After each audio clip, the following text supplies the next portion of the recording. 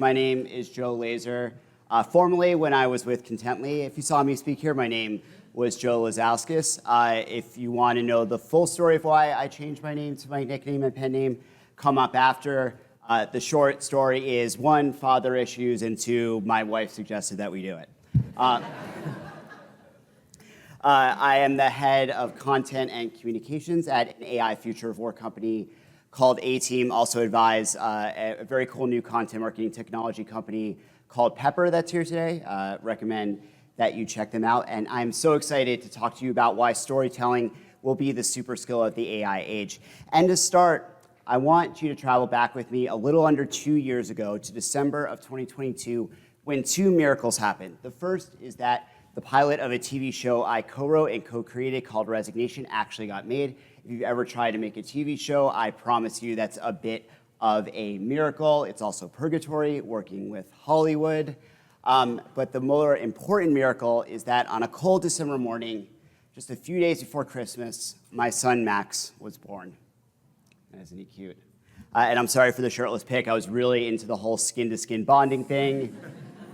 To get past that, I'll move to 2 days later on Christmas Eve when, like a psychopath, I traveled back to our apartment in Brooklyn to get us both full Giants gear to watch our first game together.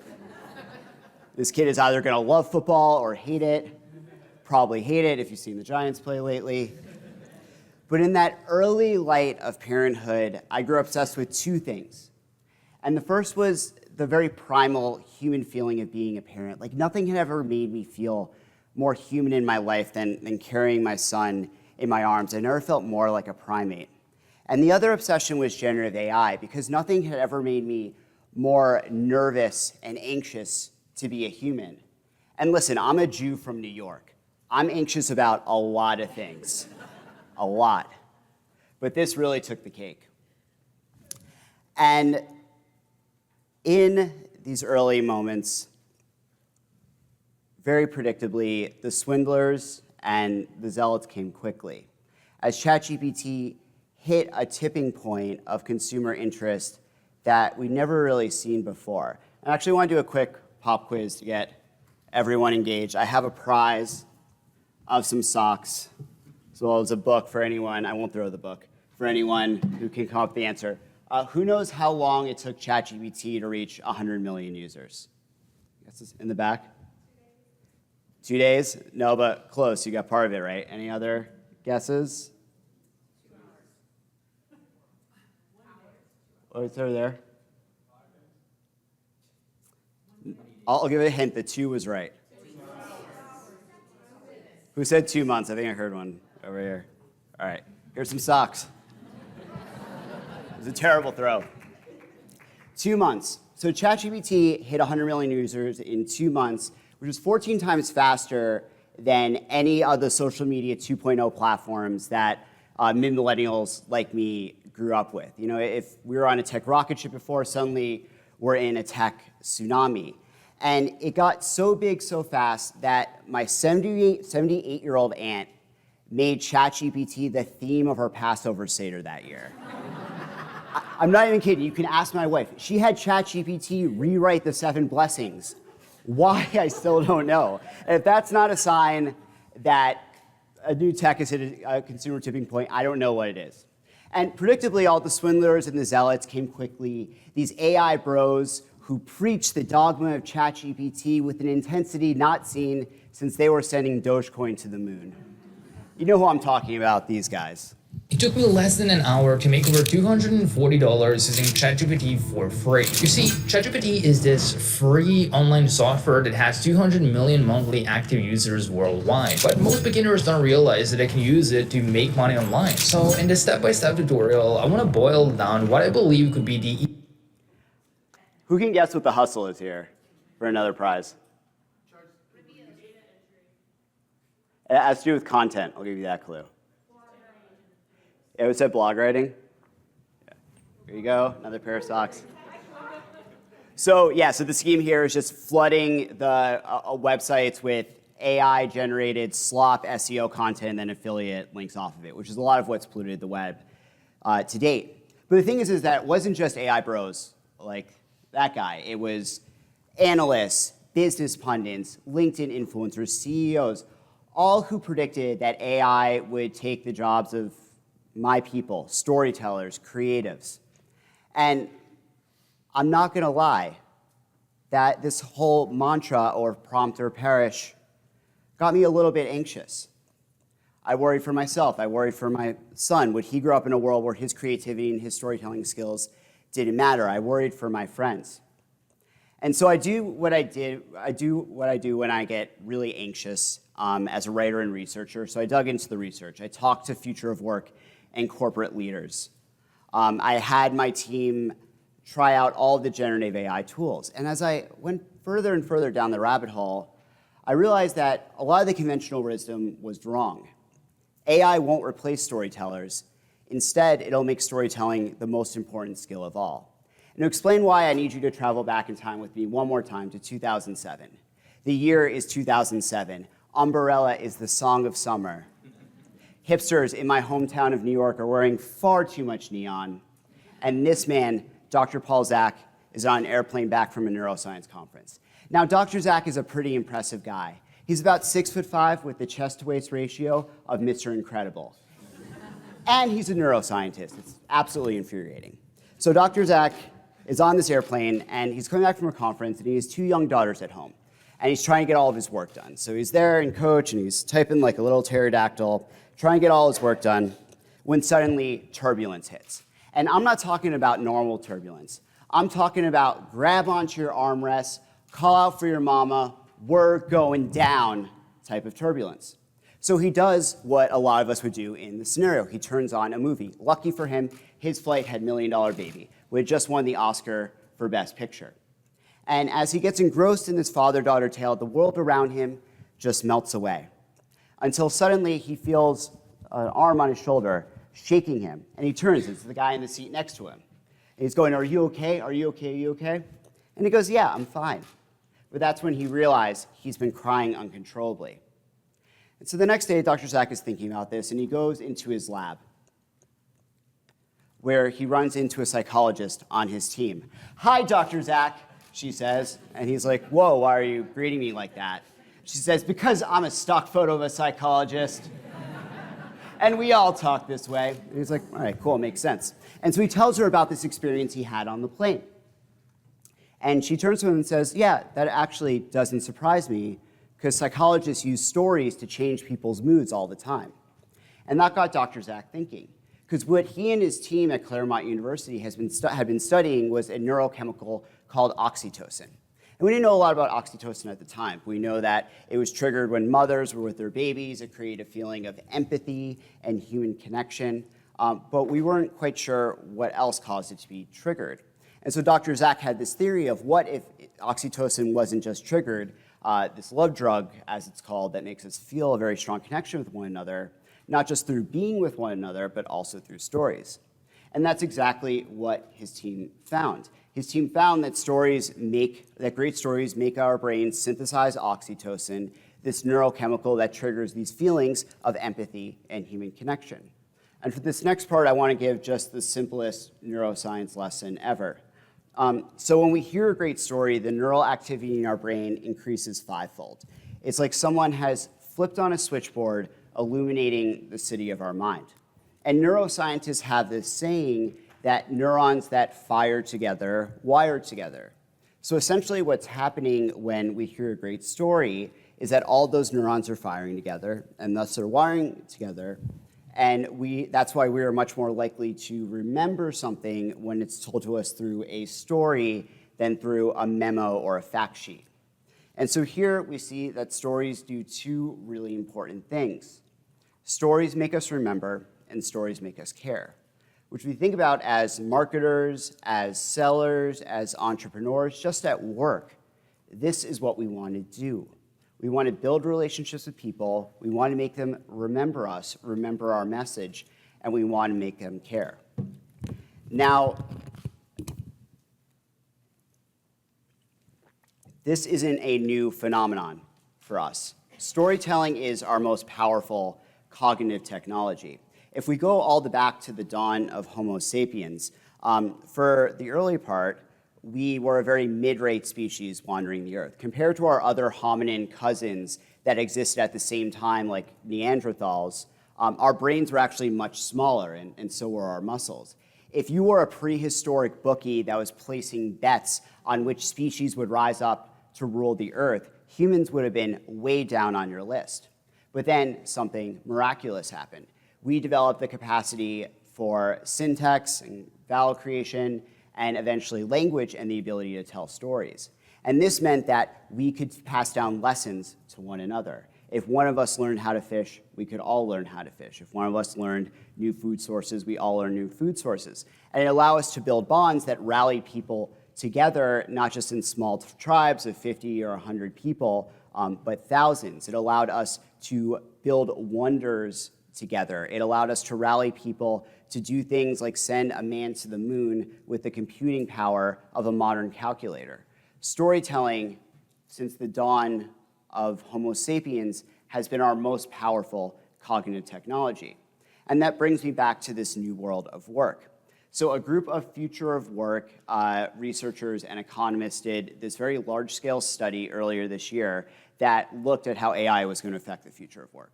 And one of the most stunning things is they found that 96% of a software engineer's current skills will be replaced by generative AI. They wrote that the technical and data skills that have been highly sought after for decades may soon be rendered obsolete. And listen, there's irony here. Because if you're a mid-millennial like me, I've spent what feels like my entire life hearing that a humanities degree is a death sentence, and the only sure thing is to go to a coding boot camp. But now we're in this world where generative AI can do most technical skills and tasks better than we can, or will soon be able to. And so the question that is facing me, facing my 2-year-old son, facing my friends, facing all of you is this fundamental question for this next age, which is what are our most human abilities, the things that we can do uniquely better than machines? Well, if you talk to those researchers, they point to the skills that we have long derided as soft. And 70% of C-suite execs actually now agree. It's things like communication, empathy, persuasion, collaboration, leadership. And if you look at all of these skills, there is a super skill that powers them all, and that is storytelling. Stories are how we develop greater empathy through reading and telling stories. Stories are how we communicate most effectively. They're how we rally together to work together and collaborate. Stories are the most effective way that we lead. And that's why I believe we are now moving from a knowledge economy to a storytelling economy, where the ability to tell stories will foster these soft skills, will allow us to build a loyal audience and tribe, both online and at work, and really be the super skill that powers this next stage. I love this quote from Scott Galloway, who on the Pivot podcast earlier this year said, if I could give my 13-year-old and 16-year-old one skill that would stand the test of time, it would be storytelling. And I think that's absolutely right. But the question that's facing all of us here, especially as content marketers, is, okay, but how do you break through? When it feels like every day you are screaming into a hurricane of noise, when you're competing with millions of stories that are buzzing in your pocket, how do you break through? And especially in a world in which AI slop that's polluting our social feeds and the web with more and more content and building that wave, how do you break through? And I believe that the key is to tell your most human stories. Because while AI can write, it can never be a storyteller. At least until it reaches sentience, at which point we're going to have a weird subgenre of memoir and nonfiction that's by AI. But human storytelling will still be really, really powerful and important. And to help you do that, I want to talk through, for the rest of today's session, a formula backed by research that I've done with different neuroscientists to help you tell breakthrough stories called rent. The idea is renting space in your audience's mind. And it has 4 keys: relatability, ease, novelty, and tension. So let's start with relatability. All right, so in 1992, this group of scientists at the University of Parma decided one day to attach some electrodes to the brains of monkeys, as we all do when we get bored. And they found something kind of startling, which is when a monkey did an action like holding a banana, the same neurons activated also when they saw a monkey or a human performing the same action. So they called these neurons mirror neurons because the same thing was happening. And what do you do when something works in monkeys? You test it in humans. Turns out that we humans too have mirror neurons. But this isn't just triggered when we see something. It's also triggered through stories. So for instance, if I tell you a story about how last night, after the speaker party, I got a little bit stoned and I wandered over to the San Diego Zoo and found myself in the tiger enclosure. And then suddenly, I was running through this fake forest, being chased by a pack of tigers, running for my life. And I really tell that story well. I sell it with my voice and my actions. Your brain is going to respond like you are being chased by a tiger through a forest. The same neurons of the storyteller that are activating in the story listener. And so we're completely synced up. And this is why part of why stories are so powerful for connection. And this transference is called emotional contagion. And relatability amps up emotional contagion because we're most likely to feel this with stories that have characters that we feel like we can relate to, right? This makes sense. We're more likely to have this mirroring and this emotional contagion if we feel like we can relate to that audience. This is why when I was a teenager, I saw Mean Girls in theaters 3 times. It's why, go to any teen movie, you'll see a lot of teens there. It's why my mom's favorite movie is Something's Gotta Give, with Jack Nicholson and Diane Keaton, and you will not see a lot of teens in the theater for that movie. And this is incredibly important right now with what we've seen the media trends be over the last 5 years in both media and marketing. We've seen the Substackation of media where people don't really want to follow brands or even publications as much anymore. They want to follow people that they can relate to and that they feel that they have a strong connection to.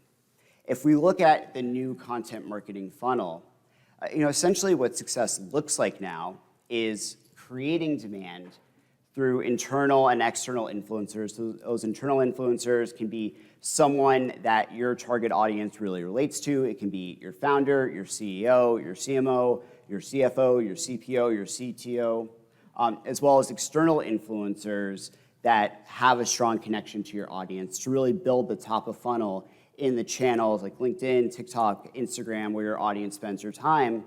And then really your website's purpose is more towards capturing that demand through product-led SEO once they're searching for what your solution actually is. This, for me, honestly, like when people ask me, tips on audience building and how over the last few years I've been able to grow my newsletter to over 150,000 subscribers and be able to reach hundreds of thousands of people on LinkedIn every week. Like the very simple thing is that everything that I write, I always lead with a personal, relatable story that I feel like my audience can connect to. That is, when it comes down to it, across video, across writing, is really the secret to creating effective content online right now. And you might think like, oh, this story isn't new, it isn't original. It is new because you are the one telling it. That's what makes the story new and unique. Some keys to relatability to keep in mind is one, from a strategy perspective, you really want to be developing those internal and external influencers that represent your brand and that your target audience can relate to. You want to share those personal and relatable stories that connect to big ideas. You need to let your audience feel like they know you. And you need to be authentic and real. Like, don't be that insufferable LinkedIn person. Like, resonance with your audience matters more than any sort of hacky reach. The second key is ease. So as a writer, this is something I say a lot. I'm no Hemingway. And when I was working on my book a few years ago, me and my co-author ran my writing through a grade level analyzer. It turns out not so good. Wrote at a 7th grade level. But then we ran Hemingway's writing through the analyzer, and we wrote at a 4th grade level. So then we took all the most popular writers that we love, ran them through the same analyzer, and what we found is that most great writers write at an elementary or middle school level. The ones that wrote at like a grad school level were awful self-published thought leader CEOs who no one's book are ever going to read. And the truth is that most consumers don't read at a high school level, but even those of us who do, we don't actually want to read things that are written at a really high grade level. A lot of brands and marketers, especially in B2B, conflate complexity and authority, but really the hardest thing is to break down complex ideas into clear, simple language that your audience can gravitate towards and really relate to. And this applies to video as well. So this neuro marketing company that I've worked with a bunch called Neuro Insight has done research on social video, and what they found is that an early story arc in your story, in your video, makes people 58% more likely to view it past 3 seconds. The presence of people increases emotional intensity by 133%. And just doing simple accessibility things like text or subtitles leads to 28% higher completion rates. So some key to ease that you can take away is that simple, clear writing and storytelling wins. You always want to hook your audience by leading with a story, even if it's a thought leadership post. That's what will bring your audience in, and establish clear stakes. Give them a reason to care. Our third key is novelty. So our brains light up when we see or hear something new. And this is actually another evolutionary trait. When we were in hunter-gatherer tribes, we evolved for our brains to have a reward system when we experience something new, when there is a new food source, when there's a new threat in our environment. Our brains release dopamine, literally rewarding us for engaging with these new things. And so when you're thinking about your content, so often it's very easy, right, to gravitate towards, oh, what are our competitors doing? What is the safe thing to do that's not going to get me fired? But I believe that if you really want to break through, you need to show your audience ideas, stories, tactics, humor that's going to stand out and make them take notice. For instance, here's just one of my favorite things that we made when I was running marketing at Contently for a long time. It's my favorite ad/short films that we made.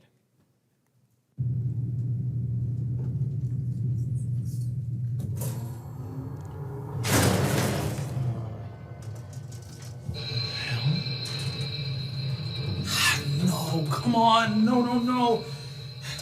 Hello? Hello? Hello? You alright in there? No, I'm stuck between the 12th and 11th floor. Yeah, what's your name? Doug. Hi, Doug. My name is Herb. Hi, Herb. I work down in the lobby, and I'm working to get you out. I just need you to calm down right now, okay? It's so easy for you to say to calm down. I'm 200 feet above the ground, man. I'm hanging in midair. Doug, I know what you're going through, buddy. I've been through worse. What's worse than being stuck in an elevator? Doug, I was in Vietnam. I was caught out from base camp. Next thing you know, I found myself caught in a snare, hanging from a tree upside down. For 3 days, Doug. No food, no water. I had a stick of gum that I shared with a monkey. Eventually, my monkey friend released me from that snare by gnawing on the rope, and I fell to the ground below, breaking my legs. Oh, God. But you know what? I crawled 3 clicks back to base camp. How long is a click? Oh, with the Viet Cong just barreling down on me. So I'm gonna tell you one thing. You can do this. Are you with me, Doug? It's just straight up impressive. That's all. I'm actually good. I'm calm now. That's what I like to hear, Doug. Hang in there, buddy. Hang in there. You're in now? Nah, man, I'm only 30 years old. You guys made that up so that guy wouldn't pee in the elevator again. So you don't have a monkey? So yeah, it's like we could tell our customers that the power of stories matter, or we can make something absolutely ridiculous and novel and show it to them. But I think this is more important than ever right now, this element and this principle, because as we enter the AI age, the way that generative AI systems like ChatGPT or Claude or Gemini work is to inherently kind of suck you into what I call the vortex of mid, this safe middle. And it's just how these things are built. Gen AI platforms are inherently an averaging out of all of the text on the internet that these companies have scraped, copyright be damned. And they are then fine-tuned through human reinforcement learning, in which, at these huge, basically AI farms in Kenya and Southeast Asia, they're just taught to gravitate and train the model back towards the safe answer. And so when you use generative AI, even with really good prompting, you're never going to get something that is truly original, right? You may get something that seems a little bit original. It isn't completely unoriginal, but it always kind of gets sucked back to the safe middle of conventional ideas. AI is really good at reproducing culture and ideas, but not really producing new culture and new ideas. And the same thing with quality. Like, yes, Claude can write better than almost every non-professional writer out there, but you're still going to hit this quality ceiling in terms of your content and your stories. And so, writing and ideation writing is thinking. So when you outsource all of your outlining and writing to AI, you're really risking getting sucked into this vortex. So I'm not saying don't use generative AI tools. Like, I use them for research and productivity and copy editing. But if you want to put truly new and original work out there, you have to be really, really careful, because where breakthrough stories sit, where your stories have to sit, is in this top upper right-hand corner away from the vortex of mid. So some keys to novelty. Place yourself and your characters in new and unexpected situations. Using vivid language and humor in everything you write, I think, is one of the easiest ways to introduce memorable novelty into your writing. This is a sweep I do with every newsletter I write, of in the first 4 sentences, is there kind of a funny, vivid, memorable joke there that will capture my audience's attention, and pushing bold and new ideas. Beware the vortex of mid. And our 4th key, tension. So Aristotle once said that the key to a great story is establishing the gap between what is and what could be, and then opening and closing that gap again and again and again. And if you think about all of our favorite movies, this is what's at play. Think of your favorite rom-coms. The guy wants to get the girl, but then, and he starts to close that gap. But then what happens? The asshole fiance swoops in, and that gap widens again. But then he starts to get to know her, and he closes that gap. And then what happens? He gets drunk at the sister's baby shower and falls into the cake, and the gap opens again until finally everything works out, it closes, and we're rewarded with bliss at the end. The same thing with action movies, right? Danny Ocean wants to rob the casino. He gets all his friends together. They start to close the gap, but then something swoops in and messes it up. The gap opens again. This is the element of stories that make a story, that keep us at the edge of our seats. And this is really what ties your story together, is this conflict and resolution. And one of the best descriptions of this came in a video I stumbled upon from MTVU 20 years ago, from Trey Parker and Matt Stone, the creators of South Park and Book of Mormon, as well as Team America, World Police. And I think it's one of the best 2-minute lessons in storytelling that you'll ever see. So I'm just going to play that real quick.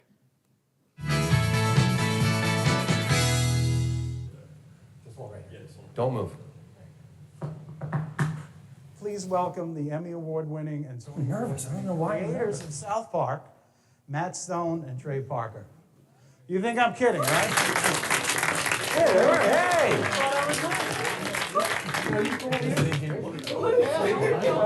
Our whole South Park writers' room, one whole wall is one of these. And we've got it split up into 3 acts. We have different colored markers just like here too. Look at Yep. We have that. And I walk around with the markers like this, and we'll go, okay, we do a show about this. These are our writers' room. Oh, okay, well somewhere, this would be a funny scene if we had this. True. Each individual scene has to work as a kind of funny sketch. You don't want one scene that's just like, well, what was the point of that scene? We found out this really simple rule that maybe you guys have all heard before, but it took us a long time to learn it.